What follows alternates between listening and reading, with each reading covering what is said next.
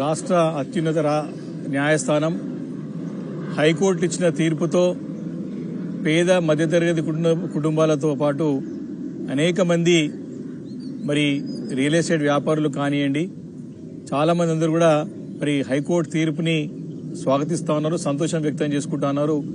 చాలా చోట మరి టపాసులు కాల్చి పండగ చేసుకున్నటువంటి వాతావరణం నిన్న స్పష్టంగా కనపడ్డది.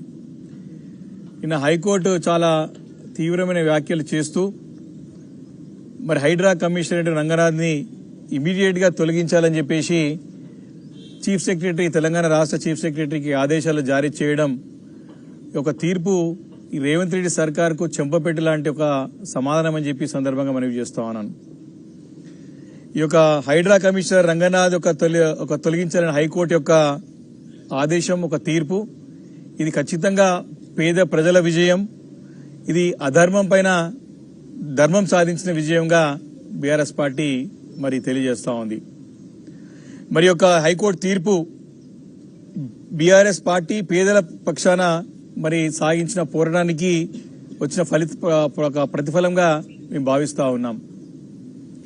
మరి రేవంత్ రెడ్డి హిట్లర్ పోకడాలకు హైకోర్టు బ్రేకులు వేసిందని చెప్పి స్పష్టంగా అర్థమవుతా ఉన్నది.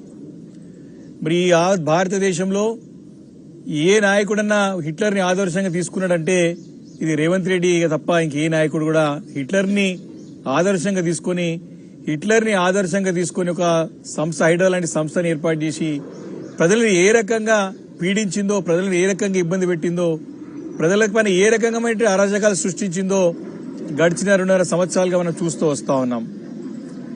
మరి ఏ వ్యవస్థ అయినా సరే మరి బాబాసాహెబ్ అంబేద్కర్ గారు రచించినటువంటి రాజ్యాంగాన్ని మనం పాటిస్తూ ముందు పోయినాం తప్ప మరి వేరే కొత్త రాజ్యాంగం ఇక్కడ చూడలేదు. కానీ తెలంగాణ రాష్ట్రంలో మరి హైడ్రా కమిషనర్ గారు చెప్తా ఉన్నాడు, రాజ్యాంగం ప్రకారం అంటే మేము రేవంత్ రెడ్డి రచించినటువంటి రాజ్యాంగం ప్రకారం మేము నడుచుకున్నాము అని చెప్పి చెప్పడం సిగ్గుచేటు.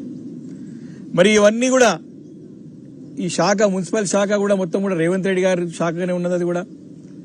కాబట్టి మొన్న జరిగినటువంటి తీవ్రమైనటువంటి ఒక ఉధృతమైనటువంటి ఉద్యమంలో ఢిల్లీ కేంద్రీకృతంగా ఏదైతే మరి విద్యార్థులందరూ కూడా కలిసి కేంద్రంలో ఉన్నటువంటి విద్యాశాఖ మంత్రి రాజీనామా చేయాలని చెప్పేసి కోరినో దాని యొక్క ఉద్యమ ఫలితంగానే మెట్టు దిగొచ్చి ఏ రకంగా అయితే ధర్మేంద్ర ప్రసాద్ మరి విద్యాశాఖకి, కేంద్ర విద్యాశాఖ మంత్రికి రాజీనామా చేశాడో ఇక్కడ కూడా మరి ఒక హైకోర్టు తీర్పుతో మరి మున్సిపల్ శాఖ బాధ్యతలు చేపడుతున్న రేవంత్ రెడ్డి కూడా ఖచ్చితంగా తన శాఖకి రాజీనామా చేయాల్సిన అవసరం ఉన్నది. మరి ఈరోజు సమాధానం చెప్పాల్సిన అవసరం ఉన్నది. హైడ్రా అనేది ఎంతో ప్రతిష్టాత్మకంగా మేము చేస్తా ఉన్నామని చెప్పిన ప్రభుత్వం ఈరోజు తెలంగాణ రాష్ట్రానికి సమాధానం చెప్పాల్సిన అవసరం ఉంది, రాష్ట్ర ప్రజలకి చెప్పాల్సిన అవసరం ఉంది. వాళ్ళకి ఒక జవాబు చెప్పాలి, తక్షణం బయటకు వచ్చి క్షమాపణలు చెప్పాలి ప్రజలకి.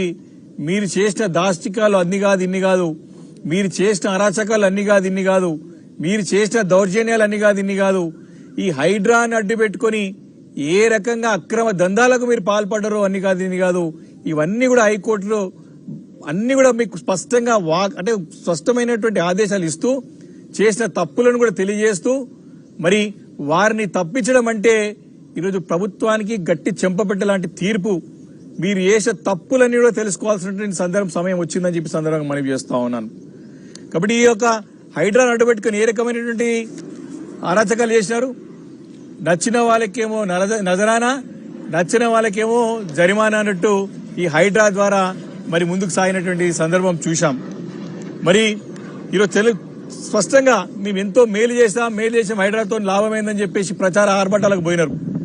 అంతేందుకు ఈ హైడ్రా సంబంధించినటువంటి కమిషనరు సపరేట్ ఛానళ్లను పెట్టుకుని, సపరేట్ మీడియా మాధ్యమం పెట్టుకుని ప్రచారాలు చేసుకున్నాడు. దీని ఇంత లాభమైంది. ఈ హైడ్రా ద్వారా లాభం ఏంటంటే కేవలం ఘోరంత లాభం అయితే కొండంత నష్టం జరిగింది ప్రజలకి, తెలంగాణ రాష్ట్రానికి సందర్భంగా నేను మనవి చేస్తా ఉన్నాను.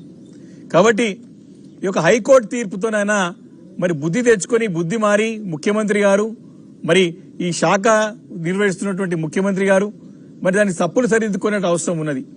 ఇంత స్పష్టమైన ఆదేశాలు హైకోర్టు జారీ చేసినా ఇంకా కూడా మరి హైకోర్టు తీర్పుని కూడా తప్పుపడుతూ తన యొక్క పనులను సమర్థించుకునే ప్రయత్నము మరి హైడ్రా కమిషనర్ రంగనాథ్ చూస్తా ఉంటే మరి న్యాయస్థానాలను కూడా గౌరవించకుండా, న్యాయస్థానాల తీర్పులను కూడా మరి పాటించకుండా సొంత ప్రయోజనాలకి, సొంత నాలెడ్జ్, సొంత రాజ్యాంగాన్ని గురించి మాట్లాడుతున్నట్టు కనపడుతోంది ఈ యొక్క అధికారి.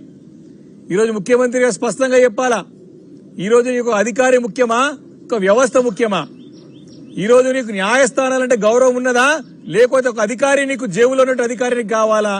తేల్చుకోవాల్సిన సమయం ఆసన్నమైంది ముఖ్యమంత్రి గారు అని చెప్పి సందర్భంగా ప్రశ్నిస్తా ఉన్నాం.